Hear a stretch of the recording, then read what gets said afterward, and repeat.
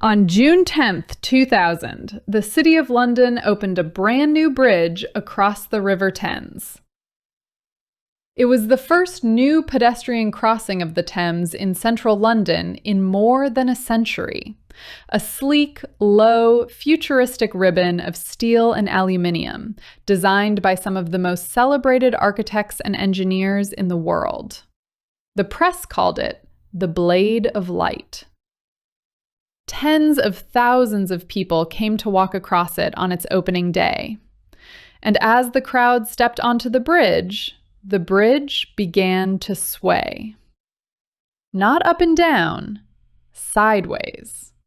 The whole walkway swinging from side to side beneath their feet, harder and harder, until people had to stop walking and grab the handrails to stay on their feet. The engineers were horrified.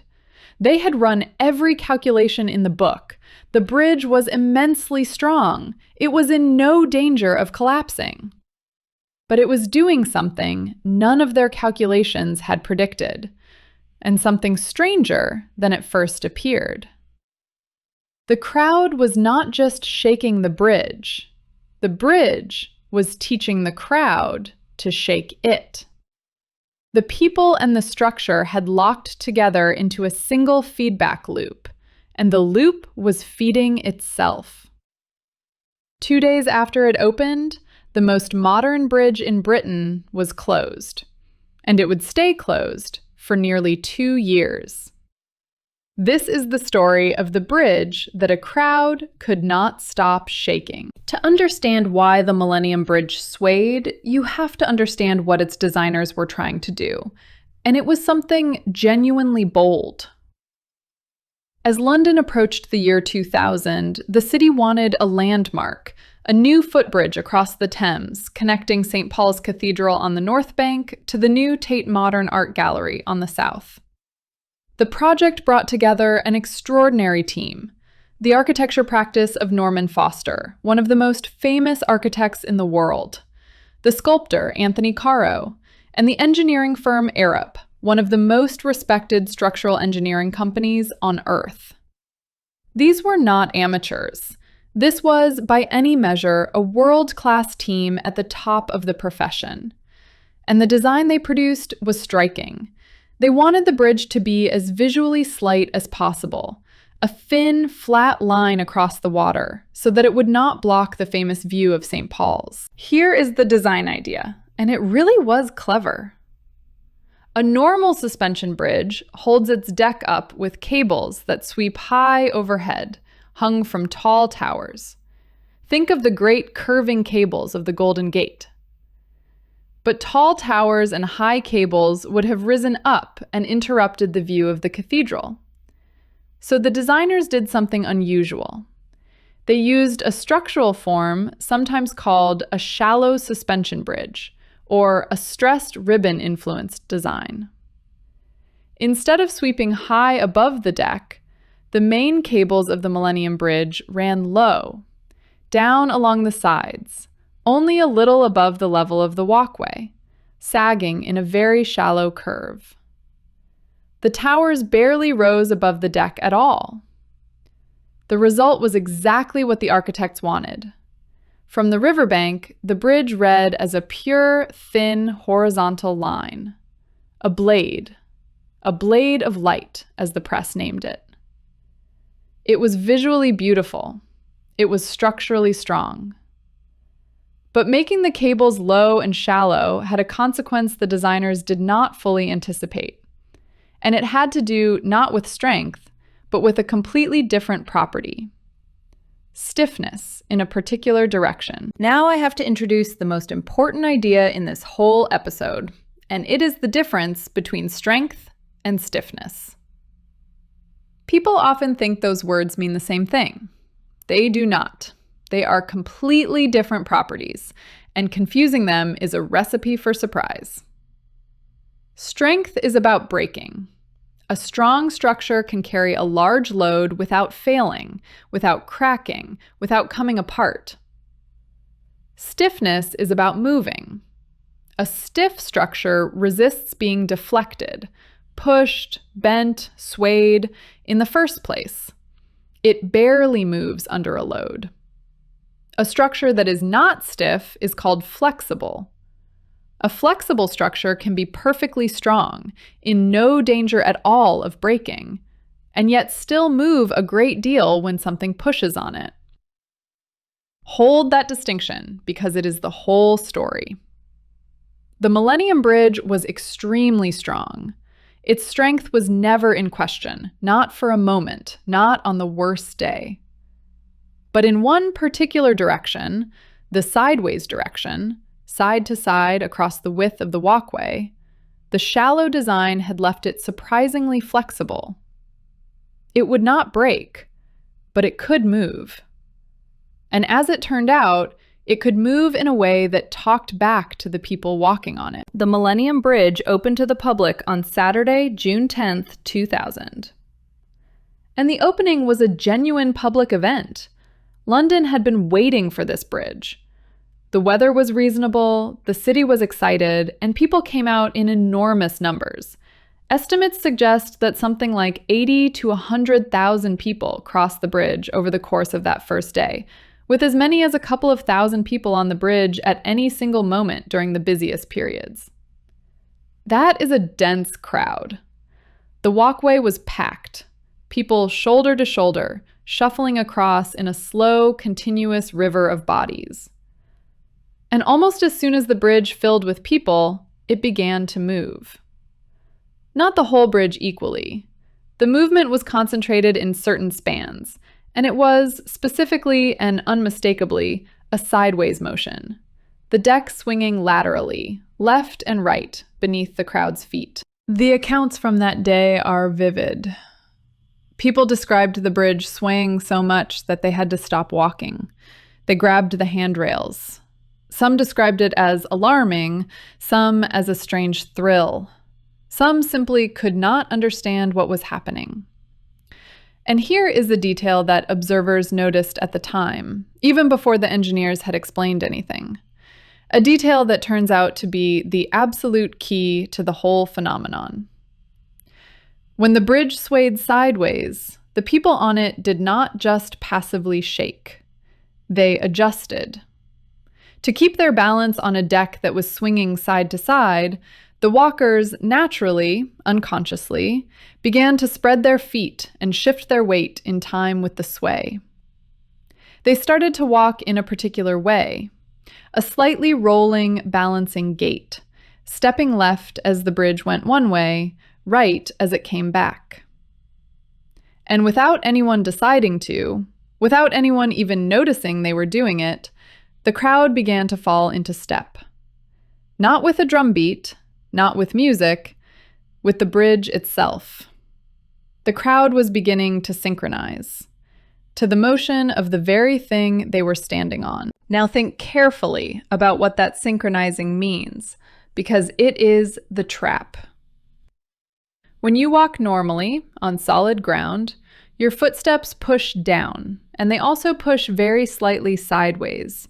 Every step, your body sways a little left and right, and your feet push gently sideways against the ground to balance that sway. On solid ground, those little sideways pushes from a crowd of people are random. Everyone is at a different point in their own little sway. The sideways pushes point in all directions, and they cancel out. The ground feels nothing.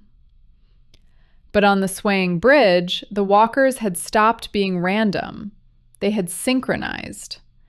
They were all swaying the same way at the same time, which meant their little sideways pushes were no longer canceling out. They were all pointing the same direction at the same moment, and then all reversing together. Hundreds of small sideways pushes, individually almost nothing, had suddenly all lined up and added together into one large, rhythmic, sideways force. And that combined force was pushing the bridge in exactly the rhythm of the bridge's own sway. So now we can see the shape of the disaster, and it is a loop. Let me walk through it one step at a time, because this is the center of the whole episode, and once you see it, you cannot unsee it.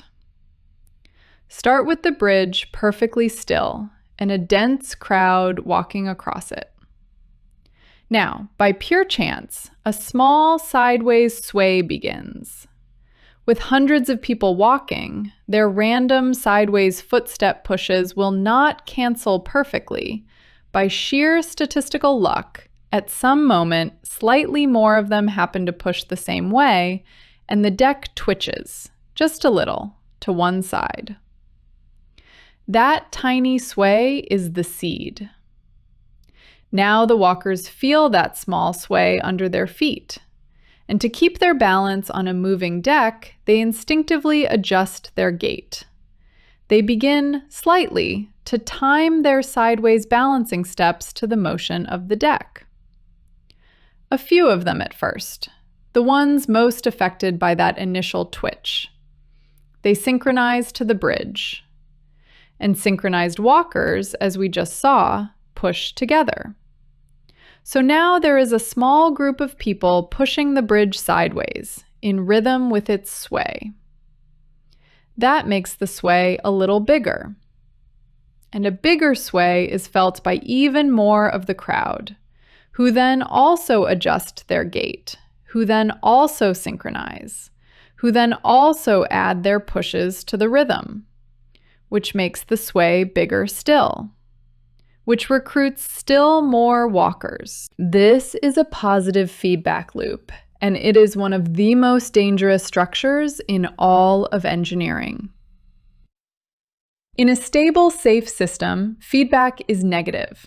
A disturbance triggers a response that opposes the disturbance and damps it back down.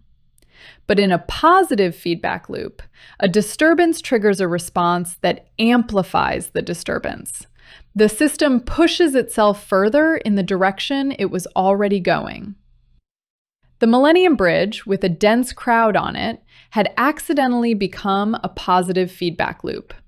A small sway recruited synchronized walkers, whose pushes grew the sway, which recruited more walkers. And notice the beautiful, terrible symmetry of it.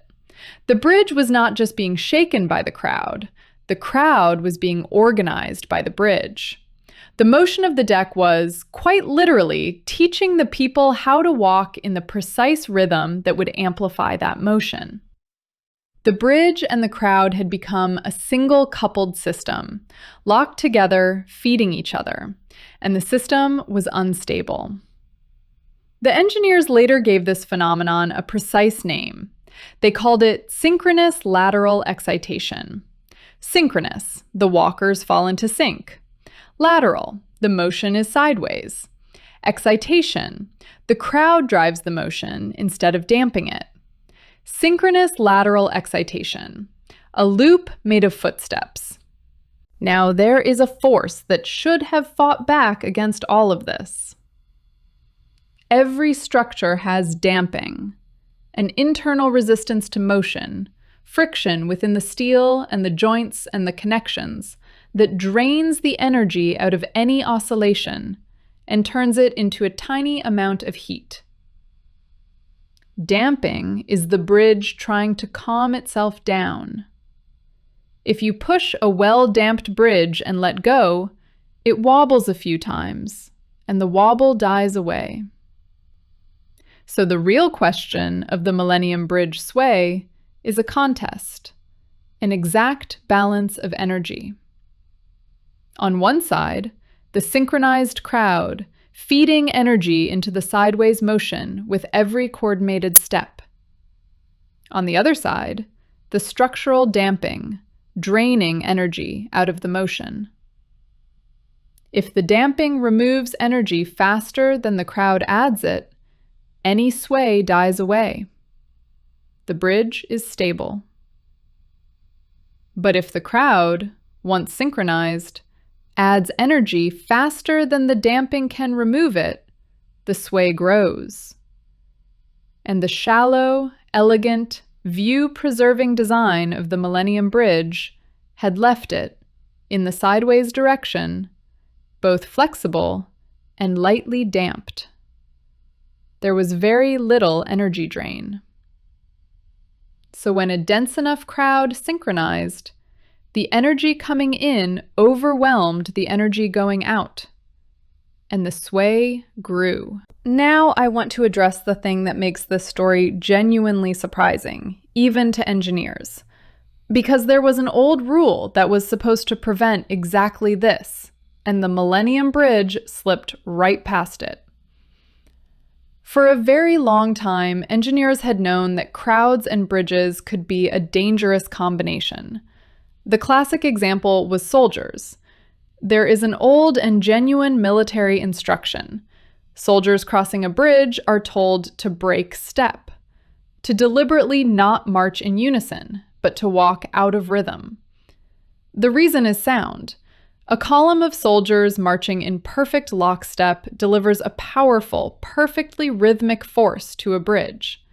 If that march rhythm happens to match the bridge's natural frequency, the marching can pump the bridge into a large oscillation, the way a parent pushing a swing in time pumps the swing higher. That is resonance. So engineers thought they understood the crowd problem. The danger, they believed, was a crowd that arrives already synchronized, soldiers marching, delivering a rhythmic force at the bridge's frequency. And the Millennium Bridge crowd was not soldiers. It was an ordinary public crowd, ambling across, everyone at their own pace. By the old understanding, an unsynchronized, casual crowd should have been safe. The footsteps should have been random. They should have canceled out. The old rule was looking for a crowd that arrived in step. It had no idea that a crowd could fall into step after it arrived, taught by the bridge. So here is the genuinely new and subtle thing the Millennium Bridge revealed. The danger was not a crowd that came pre-synchronized. The danger was synchronization that the bridge itself created. Think about why the soldier's rule fails to cover this. The soldier's rule treats the crowd as the cause and the bridge as the victim. A rhythmic crowd pushes a passive bridge. The fix is to make the crowd unrhythmic.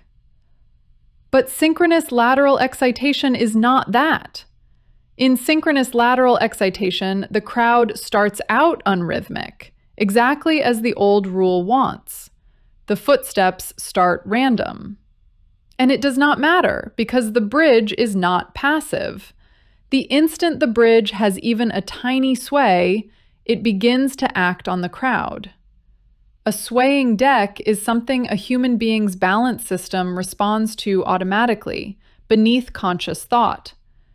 You cannot choose to ignore a floor moving under your feet. Your body adjusts every time. So the bridge sways a hair, the walker's balance systems respond, the walkers synchronize to the bridge, and the loop closes. The crowd did not need to bring a rhythm.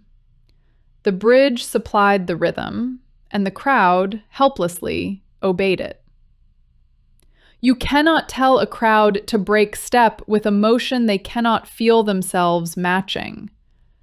The synchronization was happening below the level at which anyone could decide to stop it. And there is one more layer to this, and it is the layer that makes the phenomenon truly explosive.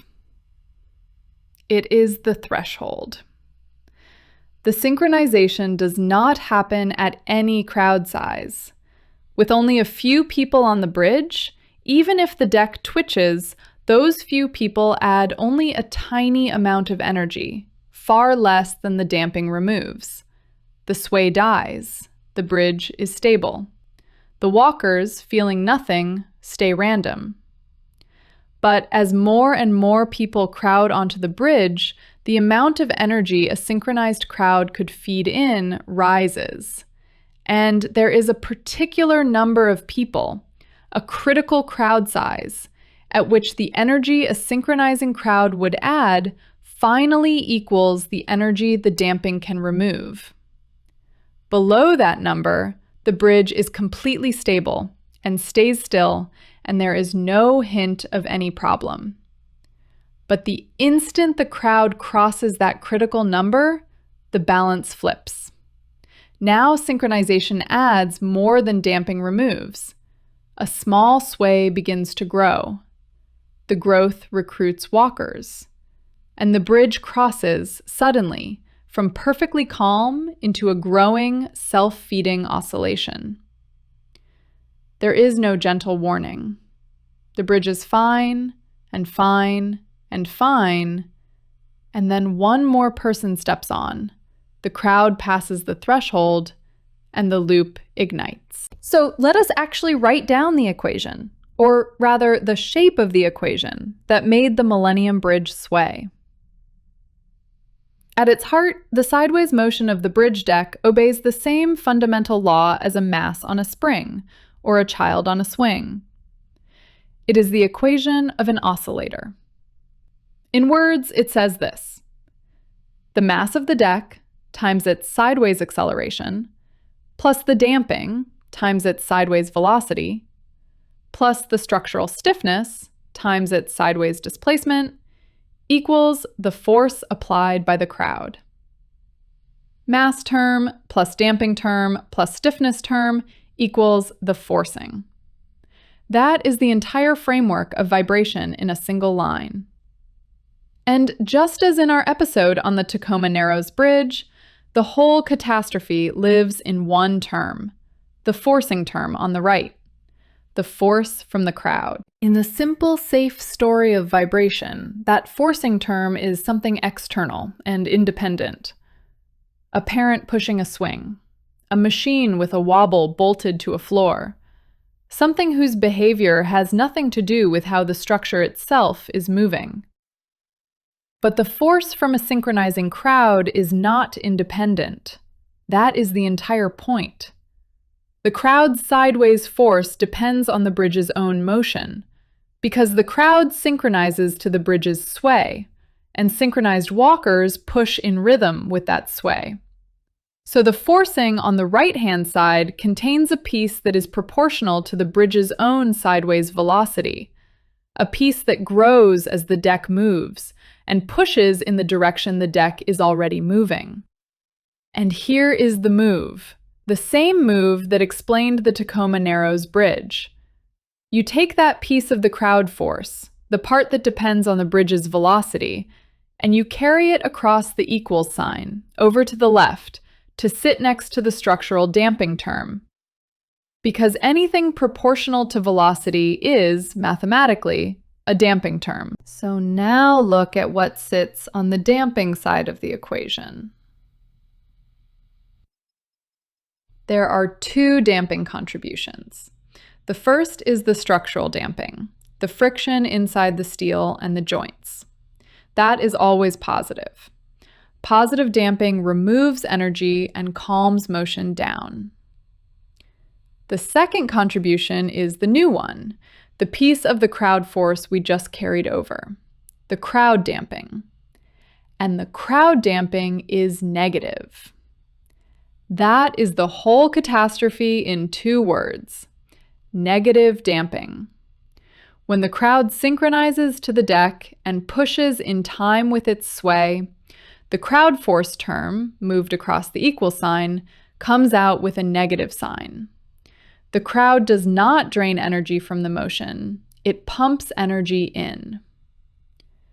So the total effective damping of the bridge is the positive structural damping plus a negative crowd damping. And the size of that negative crowd term depends on how many people are on the bridge. With a small crowd, the negative crowd term is tiny. The positive structural damping wins, and the total damping stays positive. The bridge is stable. As the crowd grows, the negative crowd term grows. At the critical crowd size, it exactly cancels the structural damping. And with one more person, the total damping of the bridge becomes negative. A system with negative damping is a system that adds energy to its own motion. Think about what positive damping does. It makes a wobble shrink, each swing smaller than the last, an exponential decay towards stillness. Negative damping is that same exponential run in reverse. Each sway is larger than the last. The amplitude of the oscillation does not settle. It grows. Now, on the Millennium Bridge, the growth did not continue without any limit, and the reason why is itself part of the science. As the sway got large enough, walking became genuinely difficult. People stopped, grabbed the rails, lost their rhythm. A stalled, frightened crowd is no longer a smoothly synchronizing crowd. So the motion did not grow forever. It grew until it was violent enough to disrupt the very walking that fed it. And then it found an uneasy, swaying equilibrium. Large, alarming, but not infinite. On the worst spans, the deck was measured swinging sideways through amplitudes of several centimeters, and contemporary analysis put the peak lateral motion at around 70 millimeters, some 7 centimeters of sideways swing. Not enough to break a bridge designed with that much strength, but far more than enough to frighten a crowd, to halt them in their tracks, and to tell the engineers beyond any doubt that one of the terms in their equation had the wrong sign. So let us go back to the bridge on opening weekend with the equation in hand. On Saturday, June 10th, the bridge fills with its enormous opening day crowd. On the most affected spans, the crowd density climbs past the critical threshold. The total damping on those spans goes negative. A small sway begins, recruits synchronized walkers, and grows until it is swinging sideways by several centimeters and the crowd has stopped walking and grabbed the rails. The engineers from Arup were there, and they saw it immediately, and to their enormous credit, they did not flinch or make excuses.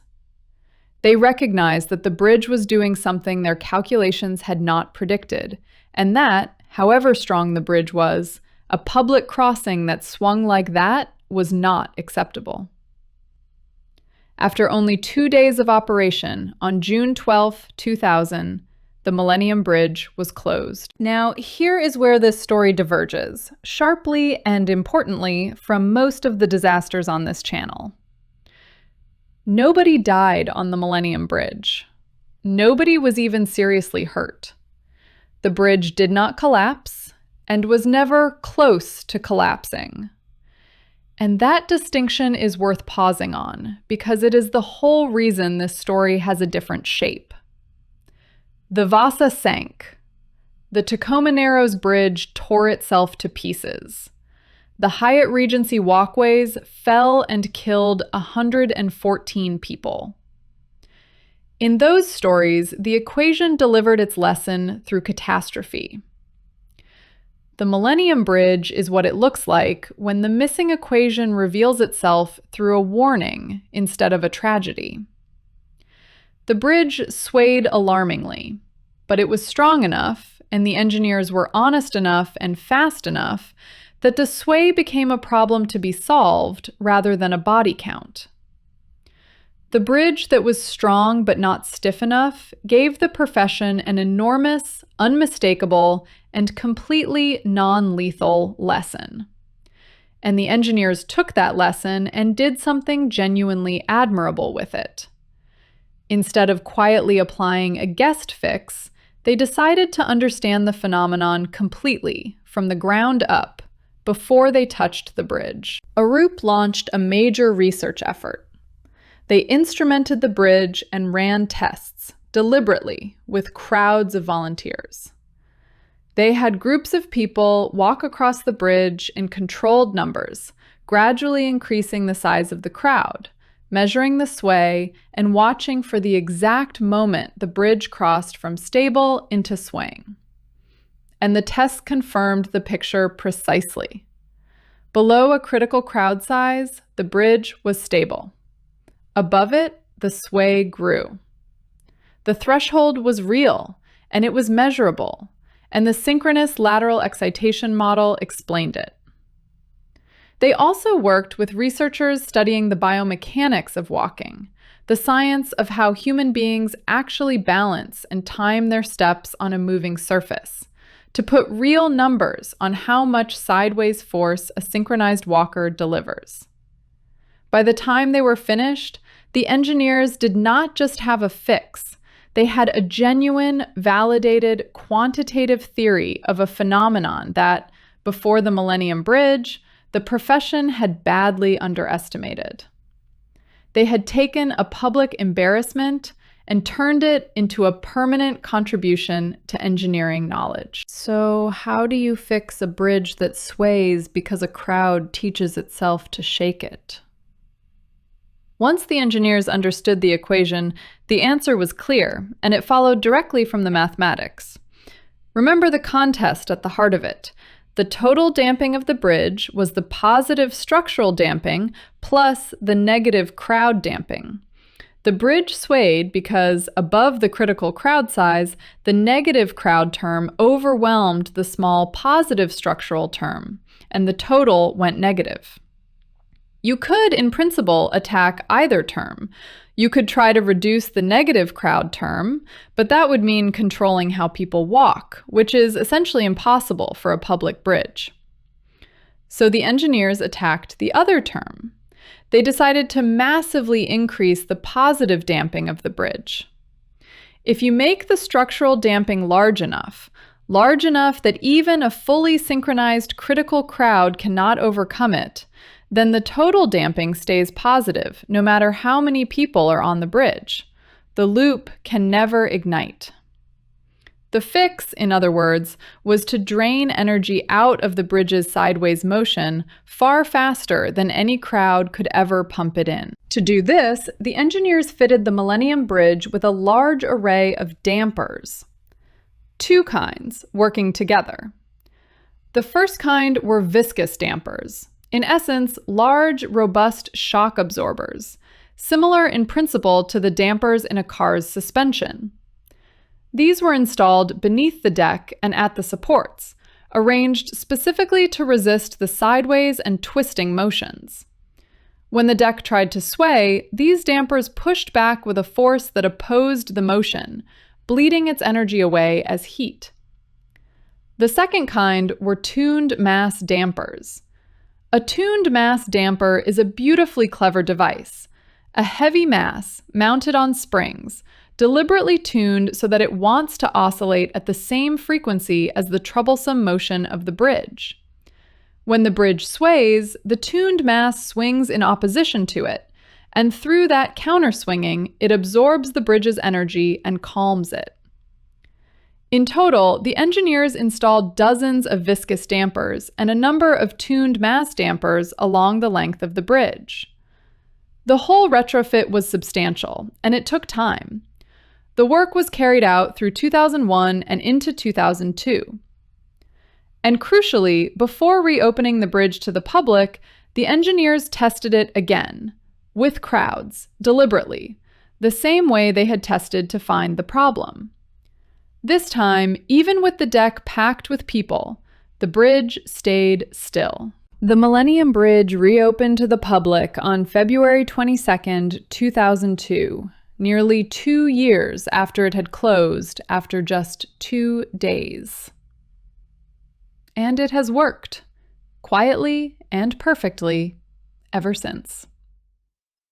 Millions upon millions of people have walked across it in the years since it reopened. It is one of the most heavily used pedestrian crossings in London. The dampers do their job invisibly, hidden beneath the deck, draining away any sideways motion the crowd tries to start, faster than the crowd can build it. The bridge no longer sways. The loop can no longer close. The equation, finally understood, has been engineered into a permanently positive sign. And the public, for the most part, has long since forgotten the wobble. The bridge is just a bridge now, a beautiful thin line across the Thames, exactly as its designers always intended. But to engineers, it never stopped being something more.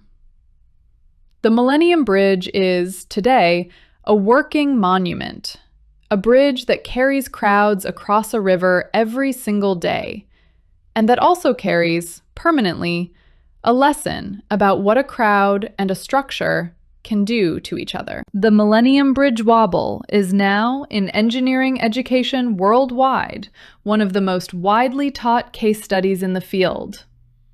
It is taught in structural engineering as the defining example of synchronous lateral excitation and of the critical, often underestimated difference between strength and stiffness. It is taught in the study of dynamics as a textbook case of crowd-structure interaction, of what happens when the thing pushing on a structure is not independent of the structure, but coupled to it. And it is taught in the science of synchronization itself, the broader study of how independent oscillators, whether they are pendulum clocks on a wall, or fireflies in a forest, or human beings on a bridge, can spontaneously fall into a common rhythm. All of those readings are true. But here is the thing about the Millennium Bridge that I find most interesting. And it is the thing that connects it to every other story on this channel. And also, importantly, sets it apart. Like Tacoma Narrows, the Millennium Bridge fell to a feedback equation. An equation in which the forcing was secretly coupled to the motion, and a damping term carried a hidden negative sign. The mathematics of the two disasters is, at its core, the same mathematics. But there is a profound difference in how the two stories end. The Tacoma Narrows Bridge had to be destroyed, had to tear itself to pieces on camera before its lesson was learned. The Millennium Bridge only had to sway. And the difference was not luck. It was margin, and it was honesty. The Millennium Bridge was strong, genuinely, generously strong. So the unexpected motion had room to be a warning instead of a collapse. And the engineers responded to that warning with complete intellectual honesty. They closed the bridge at once. They refused to guess. And they did not reopen it until they had understood the phenomenon all the way down. The strange equation still arrived late. It is still true that, on opening day, nobody had written down the synchronous lateral excitation of that bridge. But this time, the equation arrived as a frightened crowd gripping a handrail, not as wreckage on a riverbed. And that is what it looks like when engineering gets a second chance. I want to leave you with the thought I find most haunting about the Millennium Bridge, and it is the reason this story belongs on this channel. The synchronization that nearly ruined that bridge was not a thing anyone on the bridge chose, or noticed, or could feel themselves doing. Every single walker on that deck believed they were simply walking. None of them set out to shake a bridge. None of them heard a beat and decided to march to it. And yet, together, beneath their own awareness, organized by a sway too small to consciously detect, they became a single rhythmic machine for amplifying emotion. The crowd was running an equation, and not one person in the crowd knew the equation existed. That is the strange and unsettling heart of this story. We tend to think that for a system to behave according to some hidden mathematical law, somebody has to be in charge of it. Somebody has to be doing the math. But synchronous lateral excitation needs no conductor. It is a property that emerges, on its own, from hundreds of human beings and a flexible structure simply being in contact. The mathematics is not in anyone's head. The mathematics is in the coupling. The deepest lesson of the Millennium Bridge is that the equations that govern the world do not wait for us to know them, or to intend them, or even to be capable of perceiving them. They run in the gaps between us, in the contact between a crowd and a structure, whether or not a single soul present has any idea that they are running at all. The Millennium Bridge stands today, busy and beloved and perfectly still, its dampers working silently beneath the feet of every crowd that crosses it. The phenomenon it revealed, synchronous lateral excitation, is now a standard, mandatory consideration in the design of pedestrian bridges around the world. Footbridges built since are checked for it, deliberately, before anyone is allowed to walk across. The bridge swayed because a crowd and a structure, simply by touching, formed a loop that fed itself, and because no one, on opening day, had written that loop down. Strange equations sometimes hide not in a single object, but in the connection between things, in a coupling so quiet that the people creating it cannot feel it happening. The mathematics runs in the coupling anyway. The crowd does not need to know the equation. The bridge does not need to know the equation. They only need to touch, and the equation does the rest. If you enjoyed this one, the story of a New York skyscraper whose hidden structural flaw was discovered after the building was already finished and occupied by a curious engineering student's question, and was then secretly, quietly reinforced over a series of nights while the city below never knew, is a story for another day. Strange Equations is here for the math behind the moments that nobody at the time was calculating. If that is your kind of channel, subscribe. Thank you for watching.